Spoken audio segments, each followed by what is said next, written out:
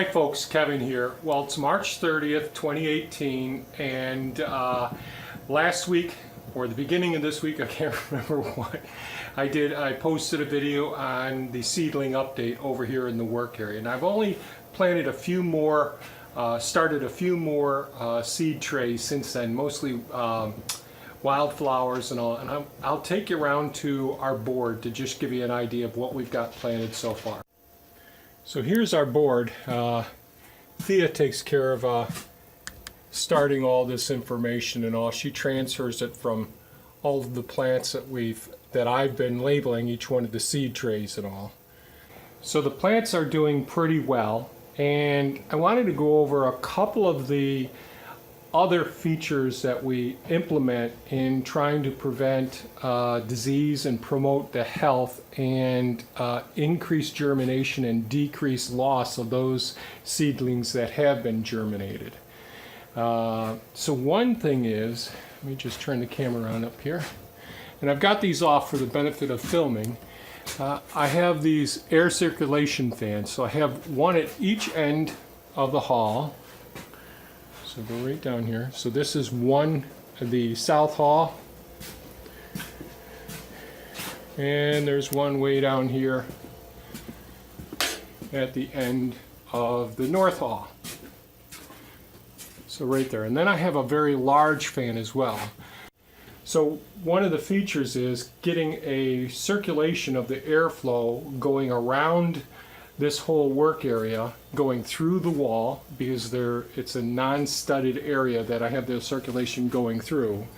And what we try to do is take the airflow and keep it continuously circulating around. Then there's another component here. This is another element that we use in maintaining the health of our plants. We live in a very humid climate. So not only do we have all the snowfall and all of the cloud cover, well, we have the high humidity associated with the Great Lakes as well. And in the springtime, it's absolutely very humid. So you want to control the humidity in this area where I'm watering the plants all the time. So this dehydrator, I actually have plumb going into the sink system, so it just goes ahead and I can run it continuously to try and maintain the proper environment for the seedlings. So what do I mean by trying to maintain the proper environment? One of the problems that I've had in the past is I've developed algae growth. I haven't had too much mold growth, but I've had some algae growth on the surface of the seedling individual cells. And they compete, and they can actually create more of an infestation. It's a food source for some insects as well. And it can help to devitalize or decrease the potential of these seedlings surviving, and we have increased losses.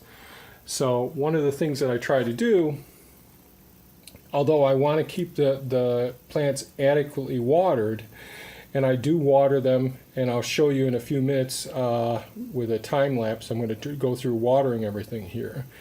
But I'll use a wand to go ahead and water each one of these flats, and I'll do it right over the sink over here, and I do 2 trays at a time. And there's the wand right there, very gentle shower. And so I overhead water each one of these cell flats. And once they're watered, there's so much organic material, so much humus, that it tends to hold a significant amount of water. And with the lights in here and the surface being moist, then it increases the chances of either mold or algae growing on the surface, which is detrimental for the growth and development of the seedlings. I found it to be more important than having, now ideally I'd have 2 of these shop light LED fixtures over each one of these so that they wouldn't be becoming leggy or stretching out so much and weakening the plants themselves. They all tend to do pretty darn well, even though they can get leggy. I've had these lights much closer to the surface in the past, but that also increased the amount of algae. So one of the things I do is keep the air flowing in here very, very well. Have the dehumidifier going, because right now it's raining outside. It's been raining for a couple of days straight. So the rain has let up a little bit. It's actually just stopped. We're just sprinkling right now, so that's good.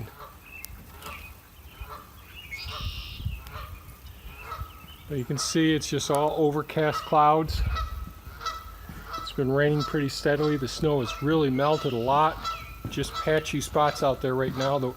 All of the swale systems are running like the dickens.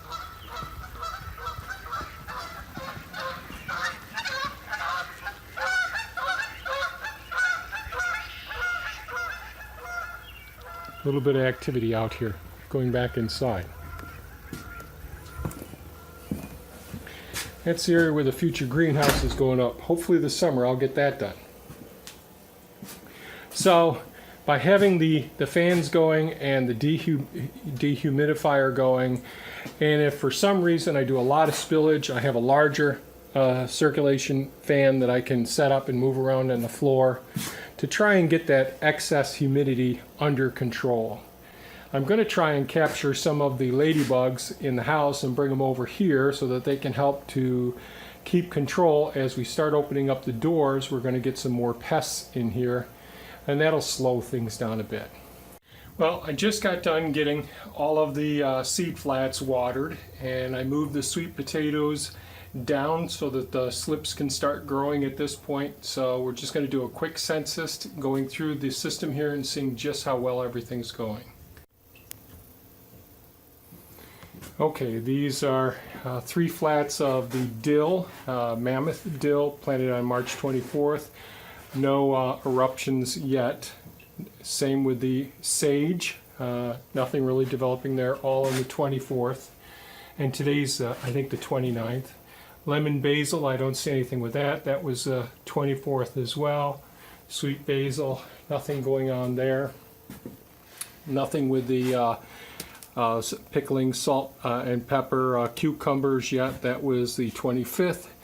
March 25th, arugula. I see some small plants starting to erupt here. Collards planted on the 25th. They're erupting just fine.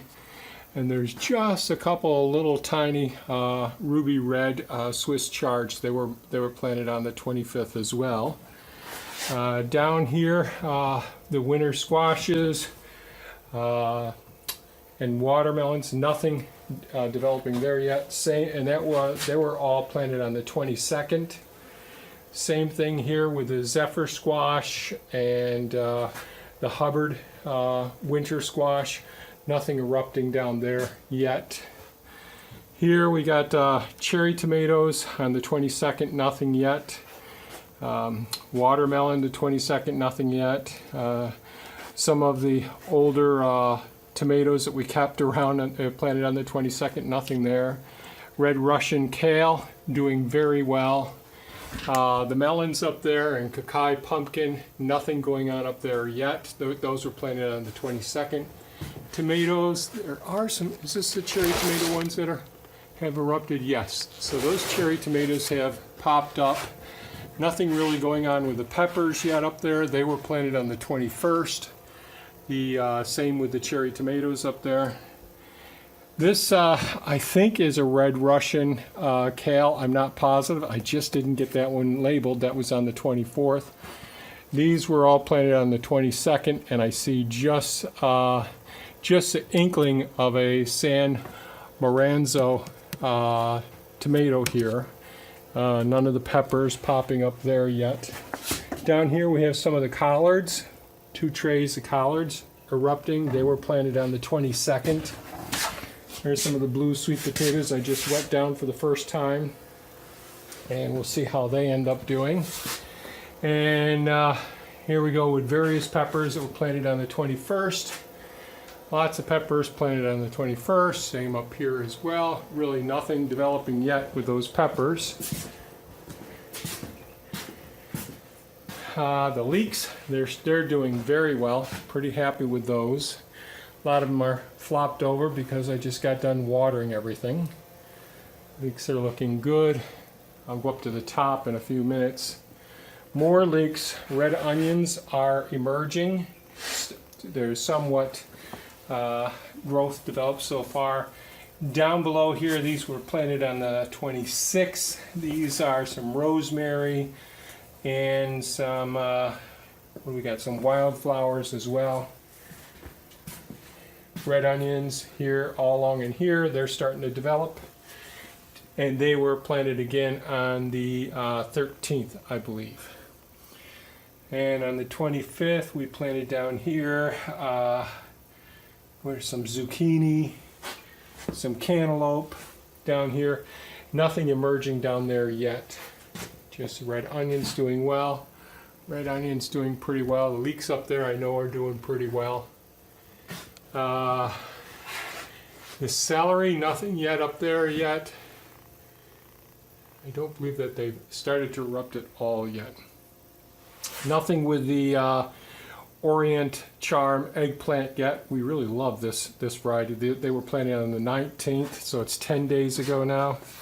More leeks, red cabbages have popped up. They were planted on the 19th, 10 days ago. The red cabbages look great. We have some wildflowers that are starting to show up. They were planted on the 24th. Some of the varieties anyways. Down here, a couple more of the wildflowers down here as well. Curly kale doing very well. A lot of it got knocked over with watering. Curly kale. Some of the cauliflower has erupted nicely. That was planted on the 20th. And some of the cauliflower up here doing really well. Really looking good. The broccoli, which is doing fantastic. The diplomat that was planted on the 19th. And more there as well.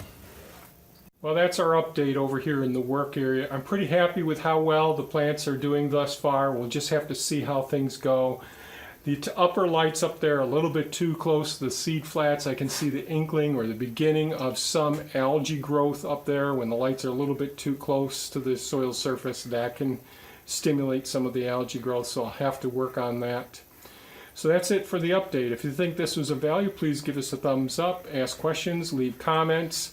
I will put a link in case somebody has questions about the Orbit and the Dram wands that I've been using. They have interchangeable wand ends on them, so if they get sand or they start to get filled in, you can unscrew them, or if you have hard water, you can put them in some vinegar, clears them right up.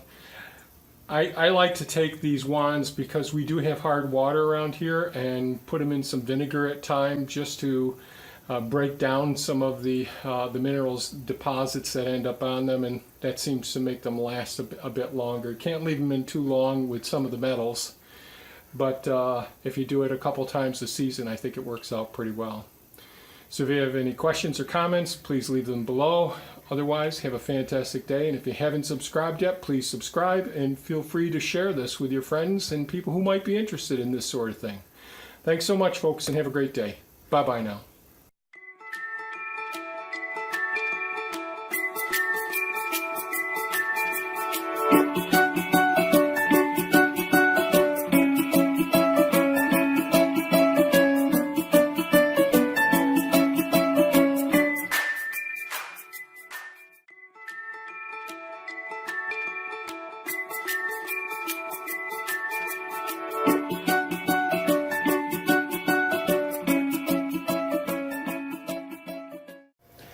Hi folks, Kevin here. Well, it's March 30th, 2018, and last week, or the beginning of this week, I can't remember what, I posted a video on the seedling update over here in the work area, and I've only planted a few more, started a few more seed trays since then, mostly wildflowers and all, and I'll take you around to our board to just give you an idea of what we've got planted so far.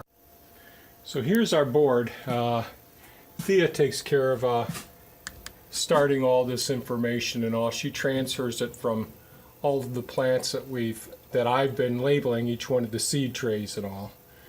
So the plants are doing pretty well, and I wanted to go over a couple of the other features that we implement in trying to prevent disease and promote the health and increase germination and decrease loss of those seedlings that have been germinated.